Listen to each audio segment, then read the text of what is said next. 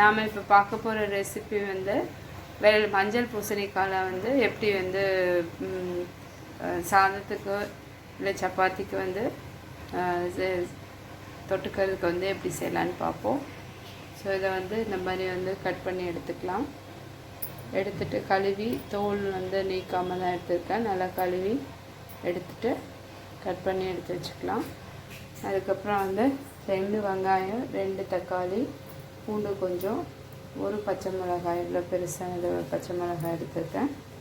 எண்ணெய் ஊற்றி கடுகு போட்டு இதெல்லாம் வணக்கிட்டு பூசணிக்காவை போடலாம்.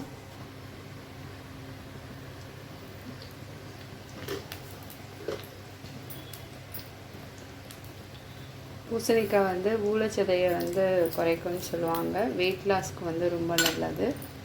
லேடிஸ்க்கு வந்து யூட்ரஸ்க்கு வந்து ரொம்ப நல்லதுன்னுவாங்க. எல்லாத்துக்குமே வந்து எல்லோரும் எல்லா ஏஜும் வந்து இருக்கவங்களும் சாப்பிட்லாம். சீசனல் காயாக இருக்கிறதுனால அந்தந்த சீசனில் அந்தந்த காயை சேர்த்துக்கிறது ரொம்ப நல்லது. இதோட சீடு இருக்குதுங்களா, விதை, அதில் வந்து ஒமேகா 3 இருக்குது. அதை எடுத்து நல்லா கழுவி காய வச்சு வெயிலில் காய வச்சு அதை எடுத்து வெறும் வானிலையில் வறுத்து எடுத்து சாப்பிட்டோம் அப்படின்னா அவ்வளோ நல்லது. ஒமேகா 3 இருக்கிறதுனால எப்படி செய்யுதுன்னு பார்ப்போம். கடுகு அடிச்சு வச்சு பூண்டை போடும்.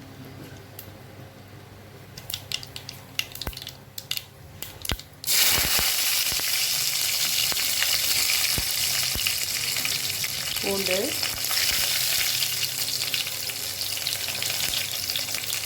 வெங்காயம், பச்சை மிளகாய் போட்டுக்கேன்.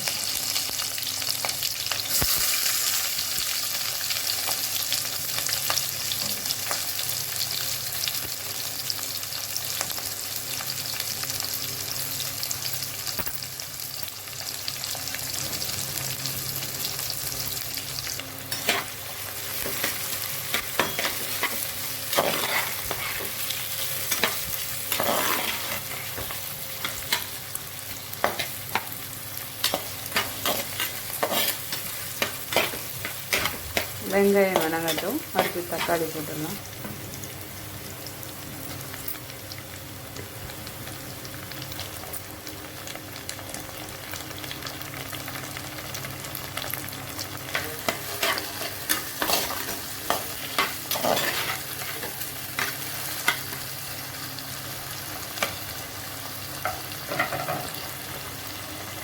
மஞ்சள் தூள் போட்டுட்டோம்.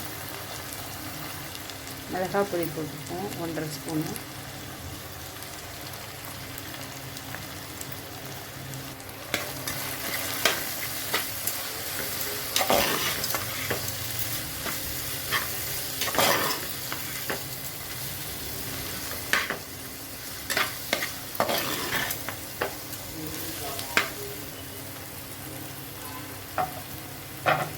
பூசணிக்காவை போட்டோம்னா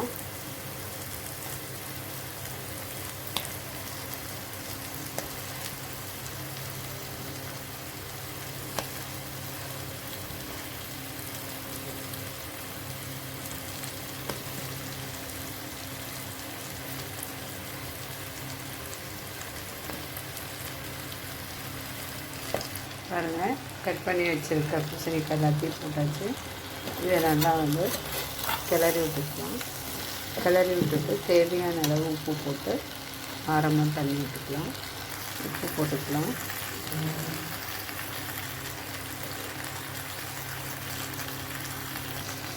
பச்சை வேர்க்கடலையும் வந்து இதில் போட்டுக்கலாம்.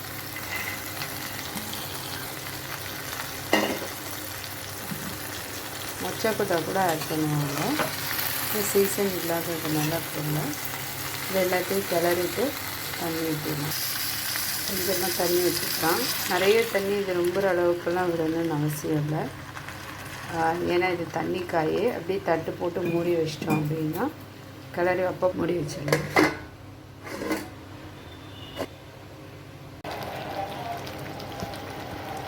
பாருங்கள், நல்லா வெந்துருச்சு காய். இதை அமுக்கி பார்த்தாலே நல்லா அமுங்கும். அதான் இறக்கிடலாம். சாதத்துக்கு பசிஞ்சு சாப்பிட்றதுக்கும் சப்பாத்திக்கும் வந்து நல்லாயிருக்கும். கிளறி இறக்கிடலாம். இதில் வந்து வேர்க்கடலையை வந்து இந்த பச்சை வேர்க்கடலையை போடாமல் இருந்தோம் அப்படின்னா வேர்க்கடலையை வறுத்து காஞ்ச வேர்க்கடலையை வறுத்து இந்த இறக்குறப்ப இப்போ இந்த ஸ்டேஜில் வந்து அதை வறுத்து மிக்சியில் வந்து சுற்றி எடுத்து இதில் தூவிடலாம். மேலாக்க தூவிட்டு கிளறி இது பண்ணிடலாம். அதுவும் டேஸ்ட்டாக இருக்கும். ஆஃப் பண்ணிடலாம் அடுப்பு.